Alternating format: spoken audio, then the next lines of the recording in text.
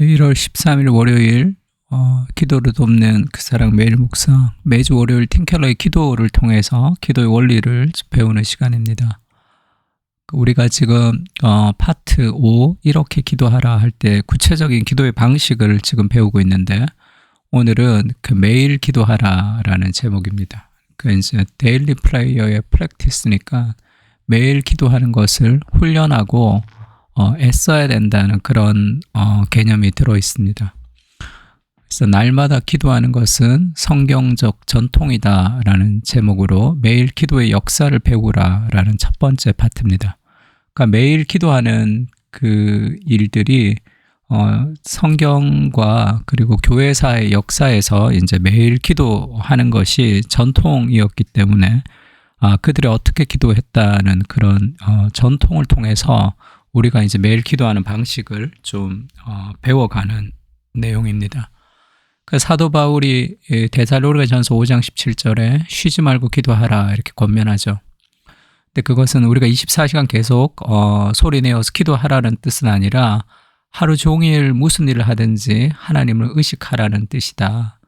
내내 감사와 기쁨의 노래가 흘러야 하는데, 이렇게 눈을 떠서 잠들 때까지 줄곧 이어지는 지속적인 기도로 마음의 습관을 삼아야 하는데, 이것은 하루아침에 이루어지는 일이 아니죠. 하루하루 규칙적인 훈련을 거듭하지 않고는 이런 경지에 이룰 수 없다. 그래서 하루하루 규칙적으로 훈련을 해서 매일매일 기도를 쌓아가야 된다. 이제 그렇게 얘기하고 있습니다. 그래서 우리가 이 브라더 로렌스라고 그 형제들, 로렌스 형제가 쓴 하나님의 임재의 연습이라는 그런 책을 보면 그 형제, 로렌스 형제가 설거지하면서 이 수도원에서 하나님을 깊이 경험하고 이런 그 간증들이 있죠. 뭐 그분들의 영성이 좀 신비주의적 영성이다, 그렇게 해서 우리가 100% 받아들일 수는 없지만 하나님에게 민감하면서 그렇게 기도했던 삶의 방식들은 좀 배울 수 있는 거죠. 그러니까 연습을 통해서, 매일매일 기도 연습을 통해서 하나님의 임재를 우리가 깊이 경험할 수 있다고 얘기하고, 이 매일 기도하는 것은 오래 옛날부터 있어왔던 성경적인 관습이고, 그것이 교회사에서도 많은 신앙의 선배들도 그것을 따라서 기도했다. 그래서 우리도 그것을 참고해서 기도하면 된다, 그렇게 얘기합니다. 성경에는 다니엘이 그렇게 기도했죠. 왕에게 기도하지, 다른 신상에게 절하지 말고 오직 바벨론 왕에게만 절해야 된다고 얘기했던 그 조서에 왕의 도장이 찍힌 것을 알고 자기 집에 돌아가서 윗방에 올라가 예루살렘을 향한 창문을 열고 전에 하던 대로 하루 3번씩 무릎을 꿇고 기도하며 그의 하나님께 감사했다. 지금 예루살렘에 살고 있는 것도 아니고 바벨론의 포로로 끌려와 있는 그 상황이지만 예루살렘을 향해서 하루에 3번씩 무릎 꿇고 기도했던 다니엘의 습관적인 기도가 있습니다. 매일매일 습관적으로 기도하는 것이 은혜가 될 때가 있고 안 될 때도 있고 그렇지만, 매일매일의 습관이라는 것은 이 딱딱한 껍질같이 우리를 보호해주는 그런 토대가 됩니다.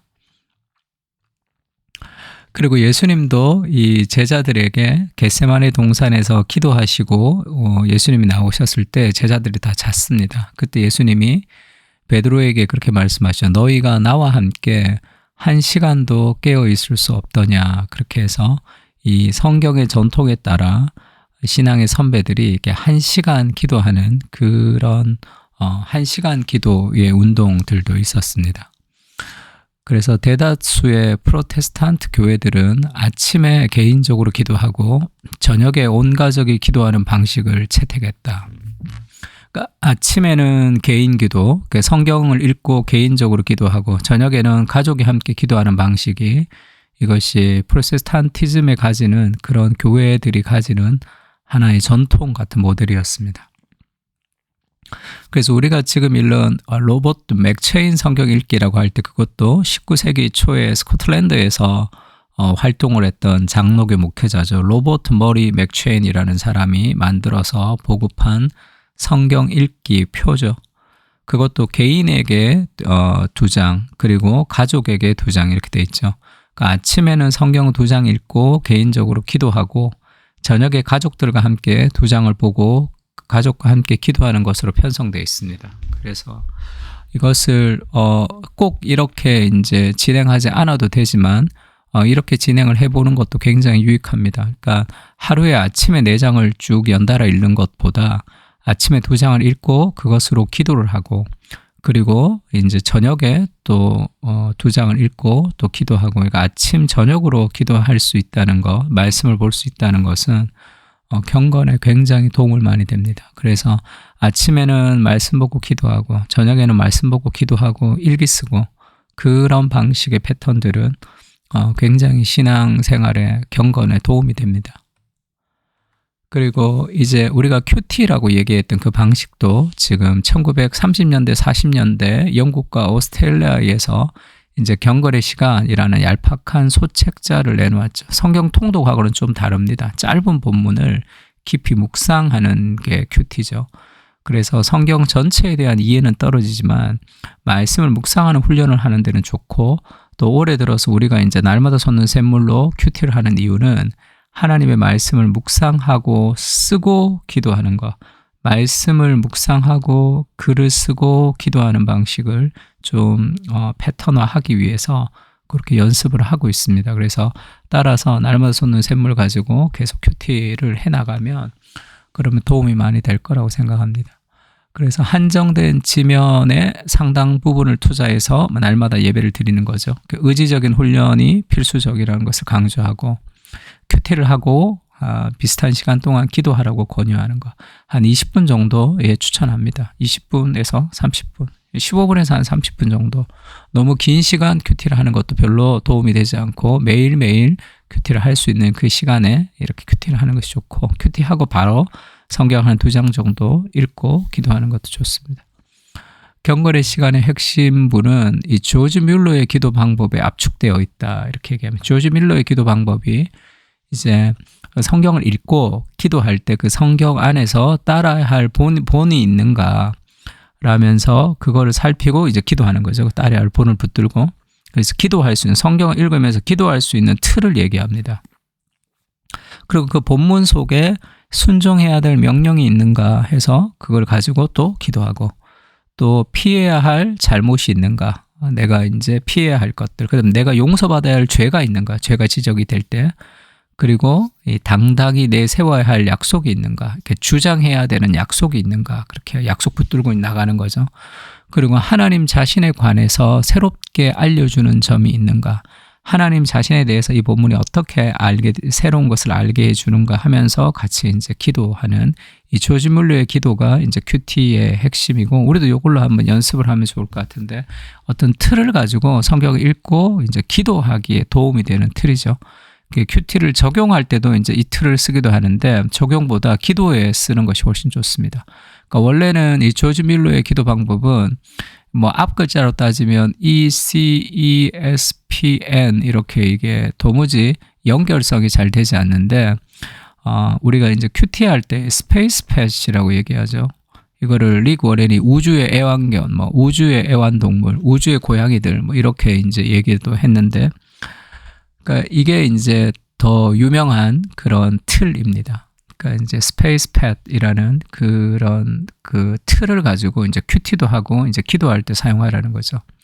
그러니까 S니까 신트 컴패스예요. 고백해야 될 죄가 있는가, 지금 이 본문에. 그리고 주장해야 될 약속이 있는가, 그리고 내가 변화돼야 될 내 삶의 태도가 있는가, 그리고 순종해야 될 명령이 있는가, 그리고 따라야 할 본보기가 있는가, 그러니까 내가 드려야 할 기도가 있는가, 그러니까 피해야 할 오류가 있는가, 그러니까 믿어야 할 진리가 있는가, 이 틀을 가지고 기도하는 것도 좋습니다.